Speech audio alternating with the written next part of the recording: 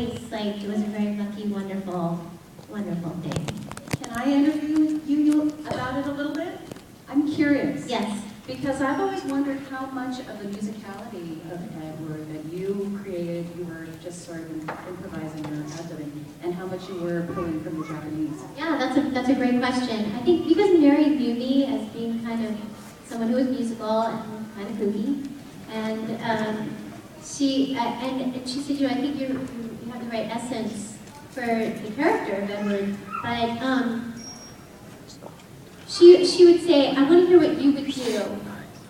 And then she would say, and then let's watch it and see. So we would kind of watch what the original animation did, what the original actress did, and then I would kind of do my own things as well. And I didn't really want to mimic it.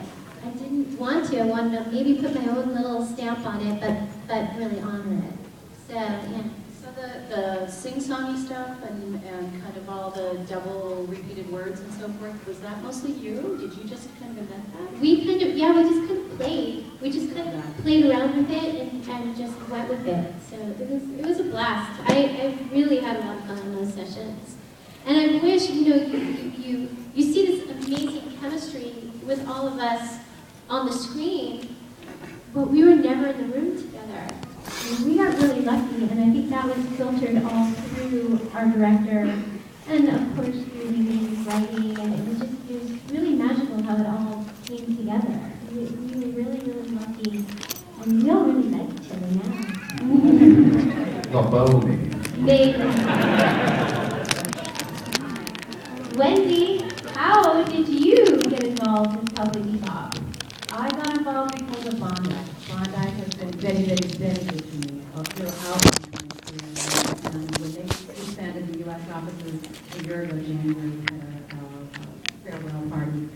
And all these amazing people who've been so instrumental in my whole career were there, and it was very bittersweet. And many of them have gone on to do other kinds of animation and are working in the gaming industry, so I'm still working with them. But I was actually called and told I had to have and never auditioned.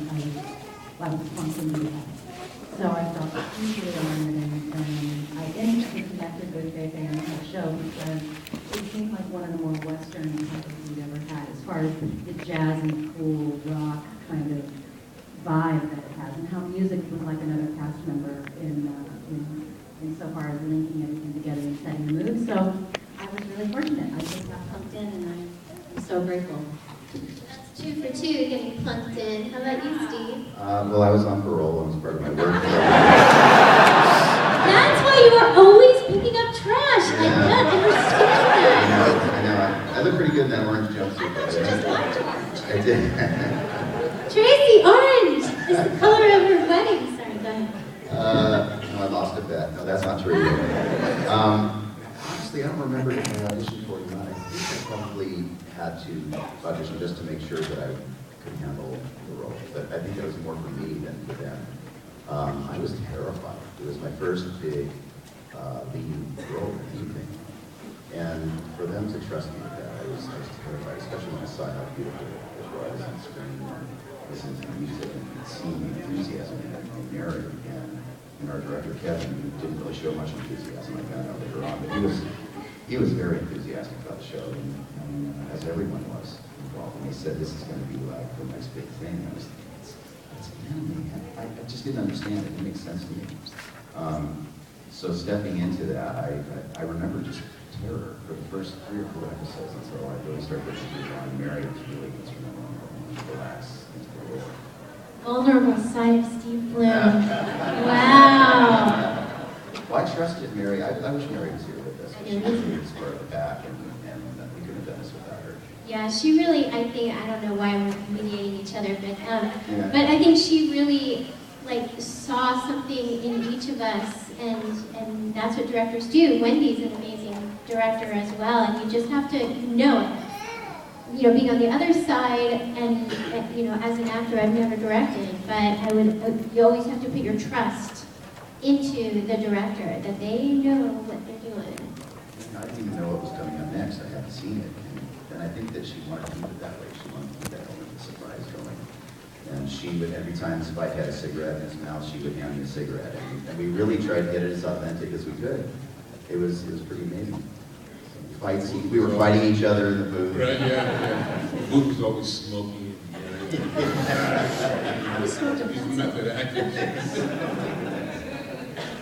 Lead poisoning, that's not alcohol. Bo? So how did you get involved, young man? I was plumbed in. Yeah, with Kevin and Mary Elizabeth. I kind of decided that maybe that might work. And as I mentioned, we played with what kind of voice he was going to use. At one point,